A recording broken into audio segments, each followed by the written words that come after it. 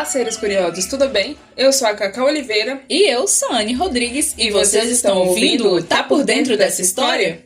Os personagens do episódio de hoje trazem muitas controvérsias. Será que o Curupira e a Caipora são a mesma entidade? Ou realmente existe mais de um guardião da floresta? Na verdade, existem mais do que dois, de qualquer forma. Inclusive, como vocês devem ter reparado pelo título do episódio, essa aqui é a primeira parte de uma série onde traremos os protetores das matas. Ainda não sabemos se terão mais um ou dois episódios a respeito do tema, mas tenham certeza de que esse assunto ainda vai render e nada mais justo do que começarmos ele com o pai das matas, o famoso Curupira. Para referenciar nossas pesquisas, usamos o livro Geografia dos Mitos Brasileiros, do Câmara Cascudo, que já é mais do que conhecido aqui no programa. O artigo Curupira e Caipora, o papel dos seres elementais como guardiões da natureza. O trabalho de campo de folclore estudantil da Utah State University, por Diana Petcher. O site do governo do estado de São Paulo.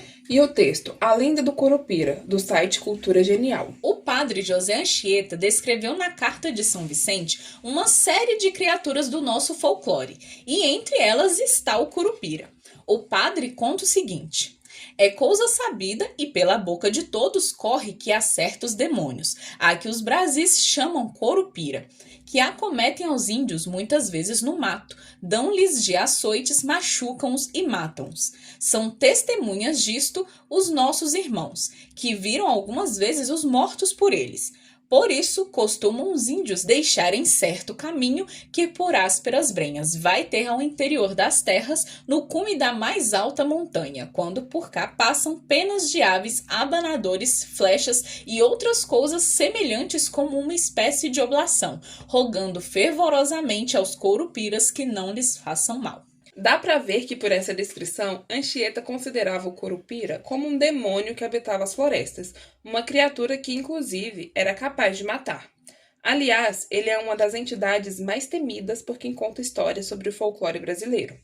Já o nosso queridíssimo Câmara Cascudo trata o Curupira como um deus que protege as florestas e que pune todo aquele que causa desmatamentos sem necessidade. A aparência física do Curupira acaba se diferenciando muito de acordo com a localidade dos contos. Por exemplo, em algumas versões, ele não tinha ânus nem órgãos sexuais. Em outras, ele era careca ou então tinha o corpo cheio de pelos, não tinha articulações nas pernas ou ainda tinha dentes azuis ou verdes e orelhas grandes. São muitas as variações, mas aquela mais famosa com certeza é a que retrata o Curupira como um ser pequeno com os cabelos vermelhos ou até mesmo de fogo e que tem os pés virados para trás. No Pernambuco, o Curupira aparece como uma entidade que caminha num pé só, e seu nome também muda dependendo da região, sendo chamado de Coropira, Curipira, e ao ir caminhando mais para o sul do país, chega a ser nomeado como Zumbi, Caiçara ou Caapora.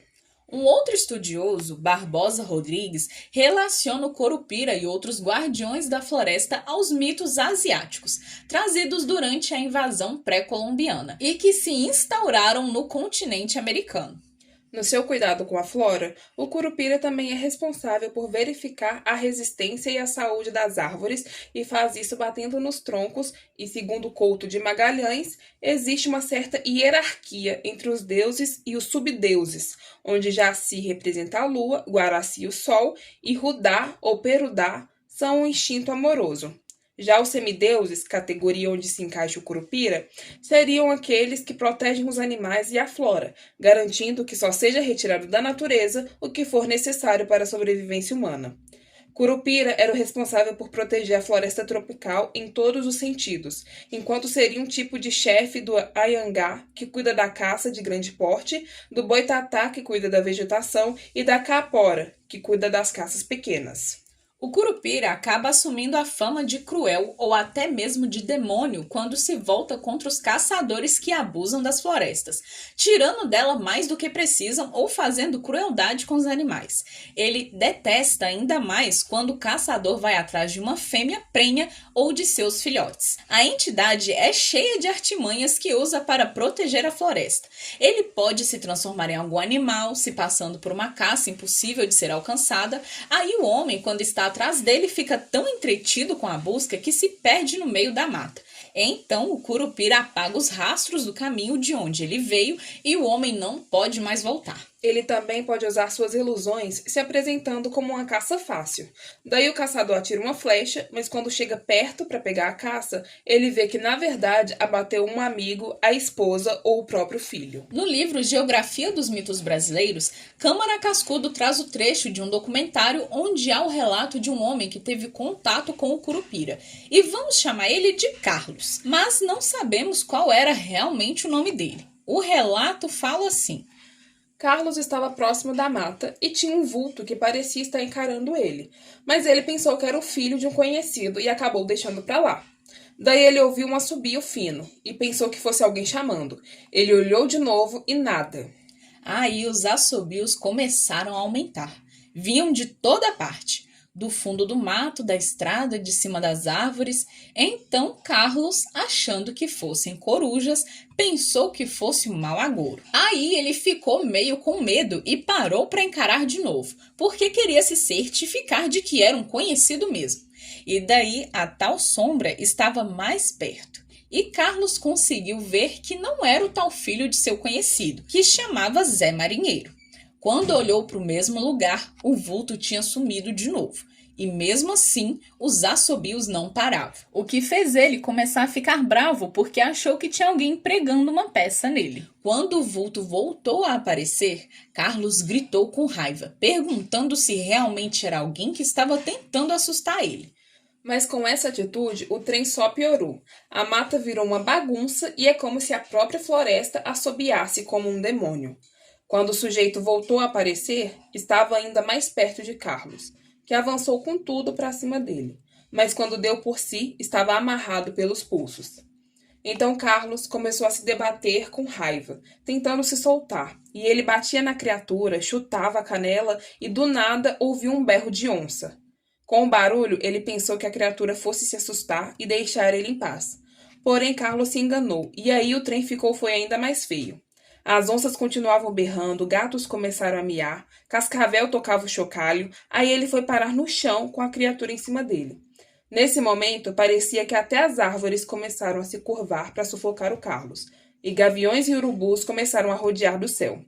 De raiva, Carlos começou a sentir medo e pensou que morreria ali, suando frio enquanto suas forças o deixavam. Ele fala que ficou um tempo meio desacordado, meio consciente e podia sentir os animais rodeando ele, enquanto eram mandados pela tal criatura. Depois de um tempo, tudo foi se acalmando. Os sons pararam aos poucos e Carlos sentiu que seus pulsos foram desamarrados. O corpo estava esquentando de novo e aí ele abriu os olhos, cansado de tanto lutar e com muita sede. Quando olhou ao redor, viu que estava completamente sozinho e tratou logo de sair dali. Então, ele procurou sua garrafinha de aguardente e o fumo que estava com ele, para ajudar a acalmar, mas não encontrou nada. Depois de procurar por toda a área, começou a imaginar se a criatura tinha pegado ele por causa da bebida e do fumo. Foi aí que ele se lembrou do seu tio Pereira, que contava sobre a assombração do Curupira. O tio de Carlos contava para ele que se visse o tal Curupira, ele tinha logo que dar cachaça e fumo para que ele não fosse incomodado pela entidade.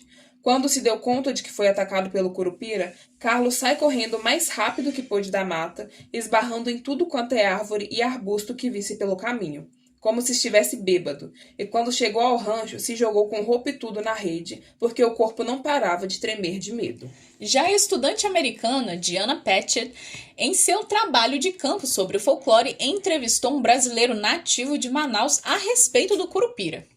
O nome dele era Israel, e o que ele contou para Diana sobre a entidade é o que sua avó e os mais antigos, segundo ele, contam no estado do Amazonas. Israel fala que o Curupira é um defensor dos animais e um dos personagens mais famosos do folclore brasileiro.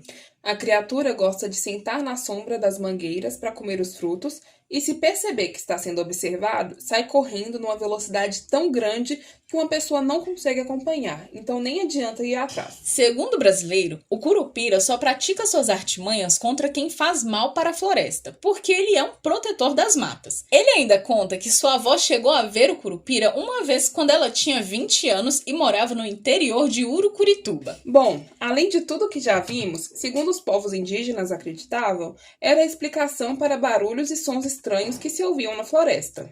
Durante muito tempo, ele foi encarado como uma criatura maléfica e aterrorizante que ficava por entre as matas.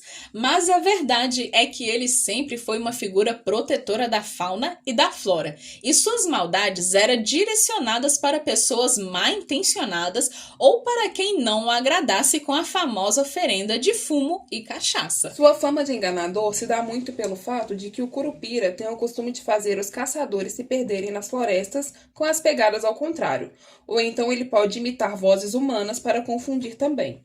A entidade fica assobiando e gritando na floresta de forma assustadora para intimidar os homens, como inclusive vimos no trecho do documentário.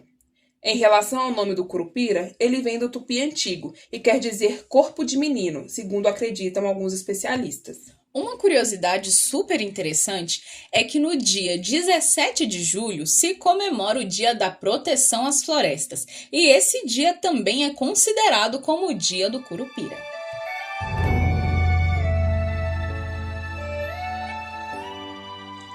E não podemos falar do Curupira sem falarmos também da Caipora, que é uma criatura muito confundida com Curupira, até porque eles compartilham uma mesma variação de seu nome, Caapora.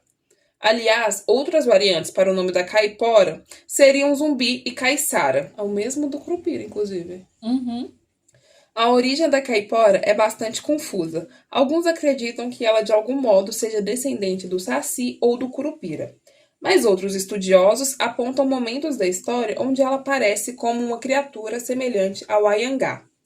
Em meados do século XVI, aparece vagamente uma criatura que os povos indígenas chamavam de Cagueré, Caguiré ou Caigueré, que assombrava as florestas e em alguns pontos da história aparece vinculada ao Anhangá. Porém, Gonçalves Dias defendeu a ideia de que, sendo aterrorizados por várias entidades, os povos indígenas podiam acabar misturando Anhangá, Curupira e Caipora em uma mesma criatura, mas que realmente existia uma caipora. O termo caipora significa algo como habitante do mato, e os estudiosos acreditavam que o Curupira se fazia mais presente para os homens do que a caipora, e que ela poderia ser a compreensão que os homens tinham para as figuras disformes que encontravam no mato. Mas como já explicamos antes, a caipora nunca foi associada à proteção da flora como o Curupira, mas sim ao cuidado com os animais de pequeno porte, porque a proteção das caças maiores, como os veados, pertence ao Anhangá. Os porcos do mato são os animais mais associados à caipora, inclusive. A caipora é apresentada como a figura de uma indígena pequena e forte, que tem o corpo coberto de pelos e em alguns momentos possui os cabelos vermelhos. Assim como o Curupira, ela gosta que sejam oferecidos a ela cachaça e fumo. Nossa, mas as criaturas são cachaceiras. Bebem e fumam. Deus, e fumam também. Em algumas versões também tem o caipora macho, entre aspas, que possui basicamente as mesmas características, porém no sexo oposto. No Nordeste, predomina a caipora mulher, que é brava, forte, montada em porco queixada e ressuscita os animais abatidos em caça. A caipora também pode ter relações com alguns homens, mas exige fidelidade absoluta deles. Tanto que quando um homem que está envolvido com ela tem vontade de se casar, ele muda de sua região para fugir dela. Mas se a caipora encontrar o felizardo, ela o mata com uma surra de cipó. Gente, maravilhosa! Imagina a cena. Em regiões da Argentina e do Uruguai, a caipora é um fantasma da montanha, que é capaz de se transformar em um porco ou cachorro e solta fogo pela boca. Um relato sobre a caipora que Câmara Cascudo traz em seu livro é sobre quando alguns caçadores, lá no Rio Grande do Norte, acamparam depois de um dia de caçada e foram preparar um tatu para comer. O animal estava sem intestino, eles o espetaram com a vara de uma espingarda e colocaram em cima do fogo. Então, de repente, enquanto os homens conversavam, a caipora passou correndo em cima de um queixada e gritou: "Vambora, João!" Nesse mesmo instante, o tatu pulou do fogo e saiu correndo atrás dela na mesma velocidade que a caipora seguia.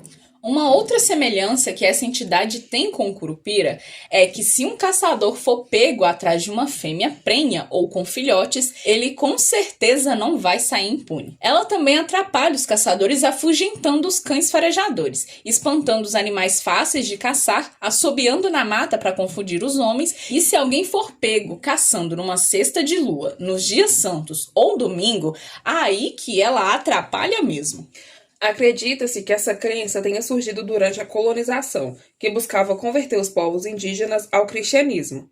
A caipora também é vista normalmente com uma grande vara, como se fosse um bastão ou flecha que ela usa nas suas empreitadas protegendo os animais. Um outro trechinho que fala sobre a caipora do livro Geografia dos Mitos Brasileiros conta que Manuel Inácio, um caçador da Paraíba, ousou desobedecer e caçar numa sexta-feira, mas conseguiu pegar só uma ave, e mesmo assim, quando ele atirou no pássaro, ele continuou voando, mesmo que as entranhas tenham caído no chão.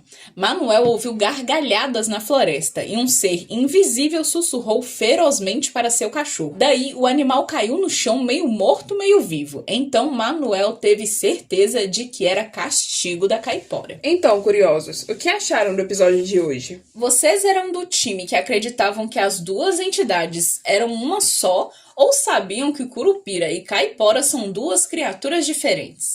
Contem pra gente também se já ouviram alguma história sobre o curupira ou a caipora, se algum conhecido ou até mesmo vocês já tiveram experiência com eles. E vocês já sabem por onde falar com a gente. Pelo Insta, @dentro_da história, ou pelo e-mail, @gmail.com. No mais, acompanhe nossas redes, fique por dentro das histórias incríveis que estamos trazendo aqui. E um abraço enorme e até o próximo episódio. Esse episódio foi gravado por Carolina Oliveira e Flaviane Rodrigues. Roteirizado por Carolina Oliveira. Editado por Flaviane Rodrigues. E as artes do episódio foram feitas por Carolina Oliveira e Flaviane Rodrigues.